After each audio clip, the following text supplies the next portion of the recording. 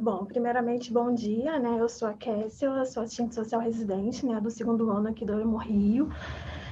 Como a Marta falou, né, a Sabrina, o Hemorrio, ele vai trazer um relato de um caso, né?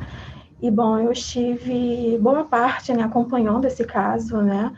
A todo momento, sob preceptoria tanto da Marta, né, e também das demais, né, profissionais. Bom, e também, assim, eu agradeço muito, né? Já agradeço realmente a oportunidade, né? Foi um caso bem delicado, mas também muito enriquecedor, né? Para minha formação, né? A residência é um espaço de aprendizado, então agradeço muito, tanto a Marta, né? As demais profissionais também, pelas orientações, né? Pelo suporte, pelo incentivo.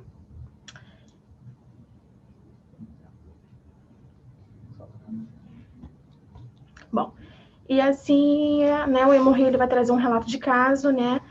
E a minha experiência, eu vou trazer minha experiência, né, como assistente social, né, enquanto assistente social residente, atuando na pediatria em cuidados com doenças crônicas. Bom, primeiramente a residência multi, né, aqui no Hemorrio. A residência é uma modalidade, né, de ensino de pós-graduação lato sensu, é uma especialização, né, também na modalidade de treinamento em serviço. Aqui ela é composta tanto pela biomedicina, a enfermagem, a odonto e o serviço social. Nós alternamos, né, os residentes em duas áreas aqui do Hemorrio, a hemoterapia. A hemoterapia, né, ela é referente todo ao ciclo do sangue, e a hemato, né, a assistência em si, ela é relacionada às doenças, né? Então, é composta pelas enfermarias, a emergência e o ambulatório. A equipe do serviço social, né, é composta por 9 profissionais, sendo e mais 3 residentes, né? Ao todo, esse ano somos 6. Somos 6 assistentes, assistentes sociais residentes, né? Em aprendizado, né? Contribuindo também para o setor. Cada andar, né? O quinto, sexto e sétimo tem duas profissionais, somente o oitavo, que é a pediatria, tem uma profissional, né, recém-chegada. Eu ri porque até a Marta até a Marta nós ficamos felizes, né, nessa chegada dessas duas profissionais. Bom, e a pediatria, né, que fica localizada no oitavo andar, ela tem 8 leitos, né, um leito do isolamento, e no sétimo andar também tem leitos também referentes à pediatria, né, que é o lado, e o TMO, né, o TMO 3 e o 4. Bom, aqui na apresentação do caso, né, por ser um caso delicado e bastante enriquecedor, nós tentamos aí resguardar o paciente, né, preconizando o sigilo, mas ele é do sexo masculino, um adolescente, o diagnóstico dele é LLA, né, a leucemia linfóide aguda, né, que tem predominância, né, em crianças. Ele é morador do município da Baixada Fluminense. É a família dele, né, uma família monoparental, composta pelo paciente, 2 irmãos escolares, né, frutos de recombinação familiar.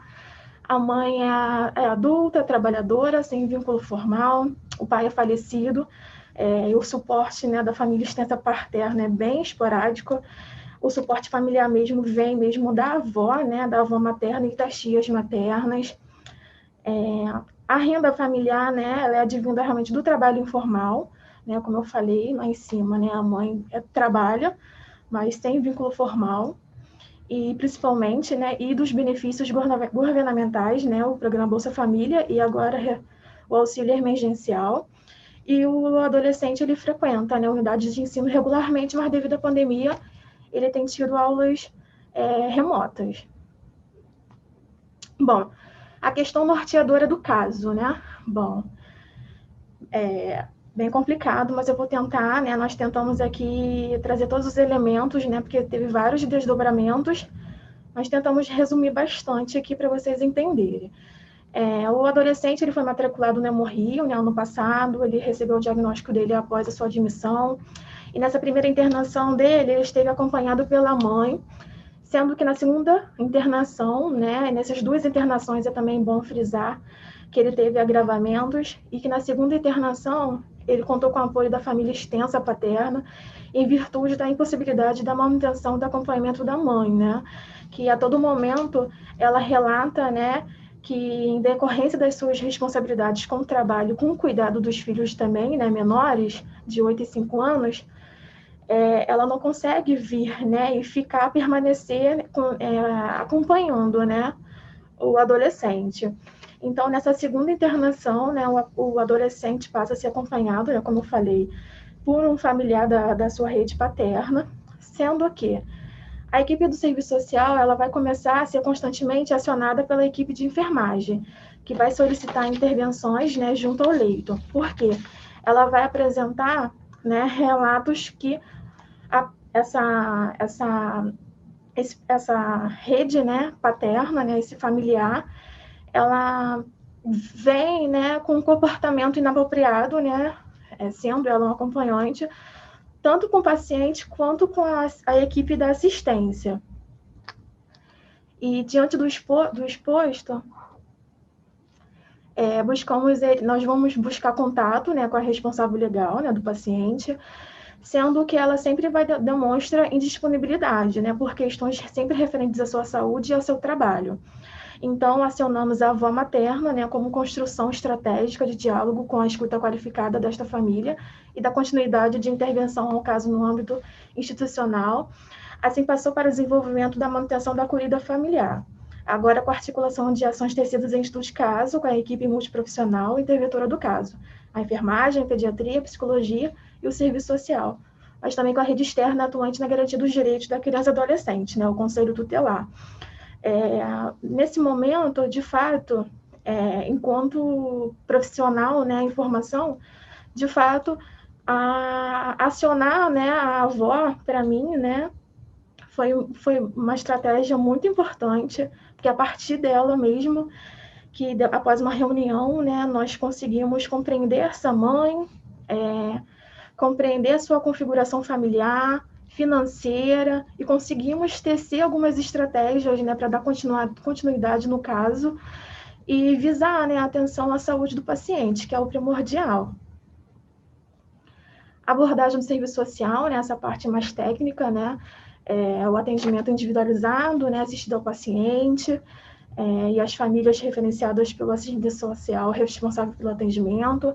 Houve, né, a acolhida ao paciente e à família, muito importante, uma escuta, né, qualificada, a oferta de informações quanto ao acesso aos benefícios sociais disponíveis na rede socioassistencial e realização de contrarreferências, a elaboração de relatório, né, eu tive que elaborar em conjunto, né, também com as preceptoras, o relatório social, encaminhei ao Conselho Tutelar.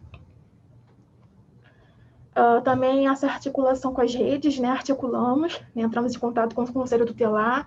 Aqui eu ressalto, né, que não foi o Morrio que acionou o Conselho, né, houve uma denúncia anônima, né, contra essa mãe, e a mesma, né, que não me contou, relatou, e eu entrei em contato com o Conselho, também foi muito importante essa articulação, tanto também com a escola e o Hospital da Criança também. E as orientações sociais, né, os encaminhamentos mesmo, que nós sempre fazemos realmente no nosso cotidiano, né, o benefício assistencial, né, o BPC, benefício da prestação continuada, o Vale Social, o TFD, e o Instituto da ARA, né, e também o Instituto também Ronald McDonald, né, são parcerias do Hemorrio, de longa data, o Instituto da ARA, né, localizado em Botafogo, ele trabalha diretamente com as famílias, né, nós encaminhamos as mães, né, para avaliação e inserção, né, no programa. Eles oferecem né, é um trabalho multi, né, essas mães vão ser avaliadas, né, e fazer um trabalho junto com a equipe multi deles, mensalmente, e também eles têm um auxílio, né, também de custo na alimentação e remédio. A Casa Ronald também, né, localizada aqui no bairro Maracanã, e também é uma casa que acolhe também as crianças e adolescentes com câncer, né, em tratamento aqui na cidade, né, bem próximo, então é bem mais fácil. o nosso trabalho, e também em prol também da saúde também, né, do adolescente ou da criança, que moram longe, né, em municípios distantes. Eles oferecem gratuitamente, né, hospedagem, transporte, alimentação e um suporte psicossocial. Bom, e aqui também não poderia deixar de mencionar, né, a importância do trabalho múltiplo, como já foi colocado já nas demais, né, palestrantes. A equipe multi, né, nesse caso, foi composto pela enfermagem, pediatria, psicologia, o serviço social. O trabalho multi, né, é uma ferramenta muito importante, né, para os profissionais que atuam no trabalho com usuários e suas famílias. A participação do round, né, porque assim, algumas vezes eu fui chamada, os rounds, né, aqui no Rio, da pediatria, acontece às segundas e às quintas, né, eu pude participar de algumas, não todas, devido, né, por ser residente, então não tinha as outras atividades, e algumas eu fui chamada, né, pelas próprias pediatras a participar, né, a compor com a equipe, então eu acho que é de grande valia para a gente, ainda mais também para mim enquanto profissional, né, em formação, pude aprender muito, elas sabendo que eu era residente, né, e também ser do serviço social, né, não tendo essa visão biomédica, elas falavam sobre os casos clínicos, né, com mais detalhes sobre, né, falando sobre as doenças, as intercorrências e as intervenções, então eu também tinha aquele olhar, né, mais atento para ver alguma questão social mesmo, e também para também poder intervir também com o meu próprio trabalho, né, até com os casos em si.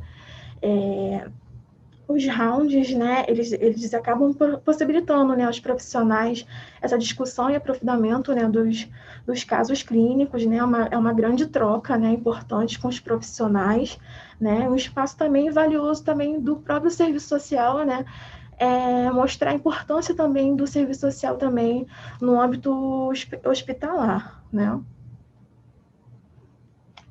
Aqui eu trouxe algumas reflexões, né, minhas, assim, não aprofundei, realmente são reflexões mesmo para a gente pensar mesmo, né, espero que possa contribuir também.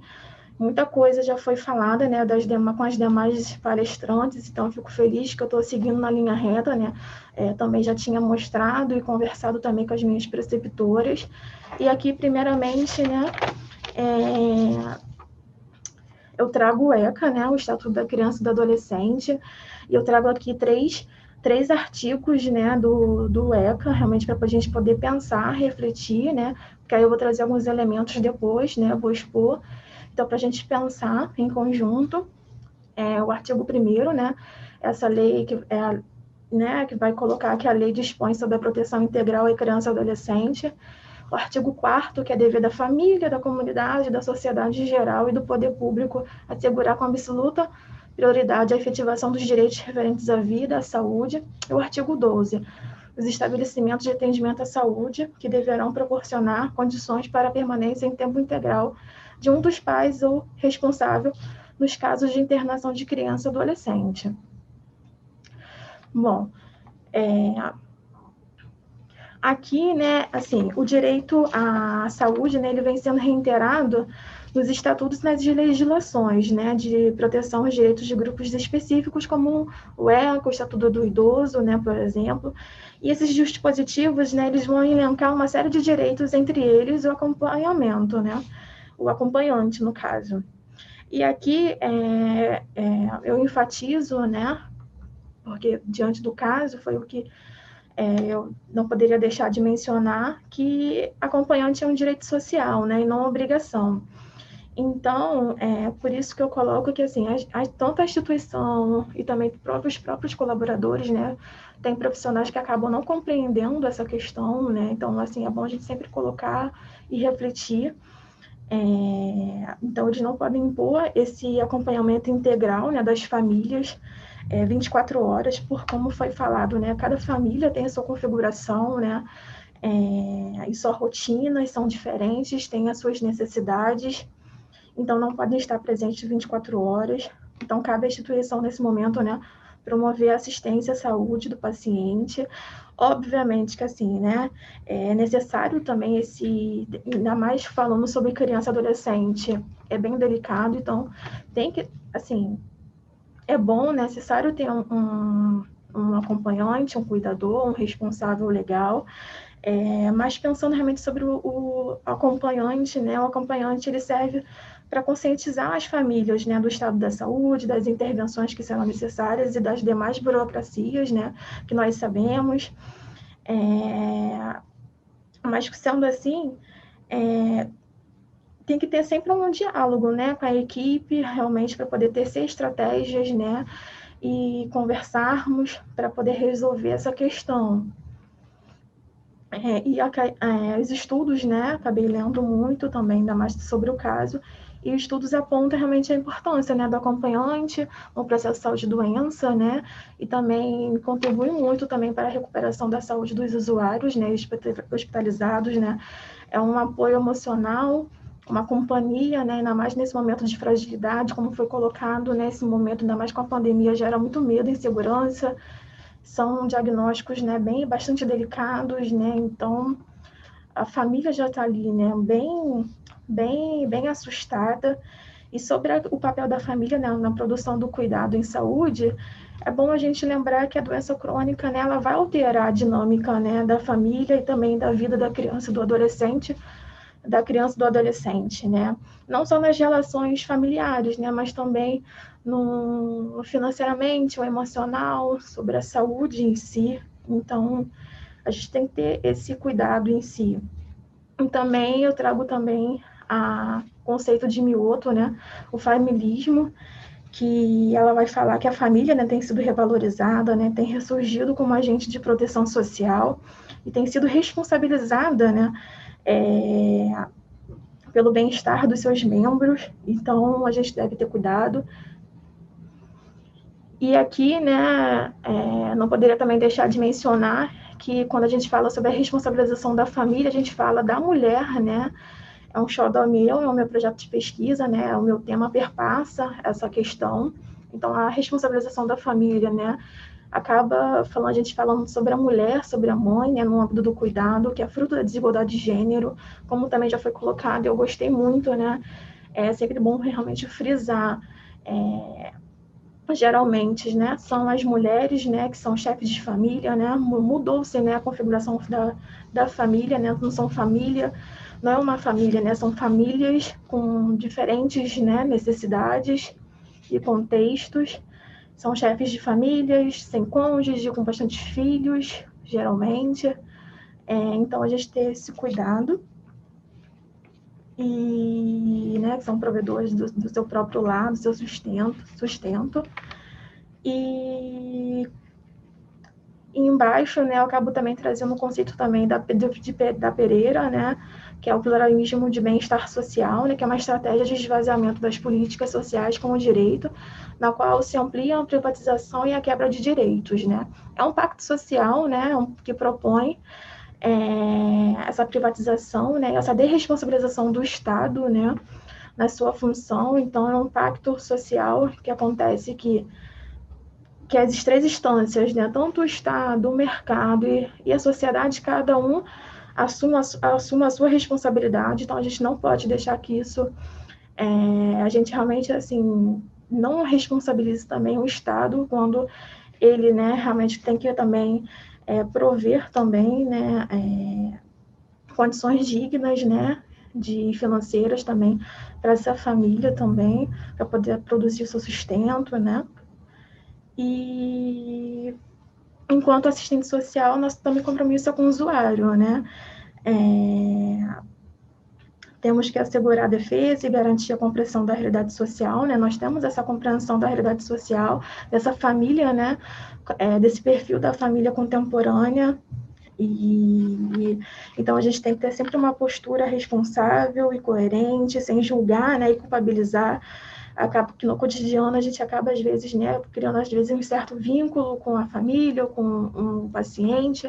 Então, a gente tem que deixar essa questão de lado, né, e, de fato, desempenhar uma atividade profissional de acordo com a ética e nossa formação. tendo em vista que somos, né, mediadores, né, entre a instituição e os usuários.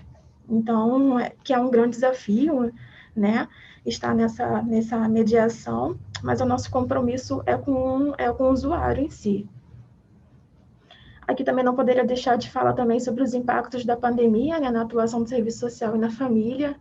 Aqui eu falo realmente na demora, né, na morosidade no acesso aos benefícios assistenciais.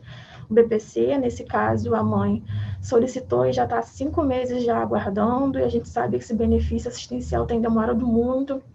O Vale Social também, o TFD também tem suas questões burocráticas, também não tinha conseguido até pouco tempo.